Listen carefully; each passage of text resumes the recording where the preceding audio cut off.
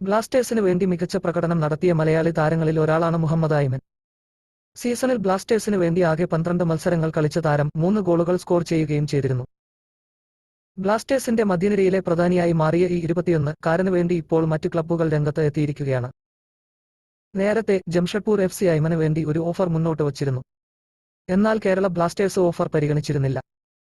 ഇപ്പോൾ ISL shield ജേതാക്കളായ മോഹൻ ബഗാൻ ഐമന് വേണ്ടി രംഗത്ത് എത്തിയിരിക്കുകയാണ്.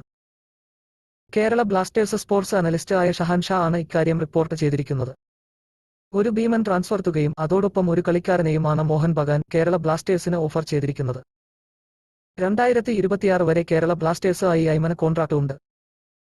അതുകൊണ്ടുതന്നെ ഇക്കാര്യത്തിൽ കേരള ബ്ലാസ്റ്റേഴ്സ് എന്ത് തീരുമാനം എടുക്കുമെന്ന് കാത്തിരുന്ന് കാണേണ്ടി വരും. അതേസമയം കേരള ബ്ലാസ്റ്റേഴ്സിന്റെ മറ്റൊരു മധ്യനിര താരമായ ഡാനിഷ് ഫാറൂഖിന് വേണ്ടിയും മറ്റു ISL ക്ലബ്ബുകൾ രംഗത്തെത്തുന്നു. പുറത്തുവരുന്ന റിപ്പോർട്ടുകൾ പ്രകാരം ചെന്നൈയിൻ FC ആണ് താരത്തിന് വേണ്ടി ഓഫർ മുന്നോട്ട് വച്ചിരിക്കുന്നത്. കേരള ബ്ലാസ്റ്റേഴ്സും ട്രാൻസ്ഫർ രംഗത്ത് സജീവമായിട്ടുണ്ട്.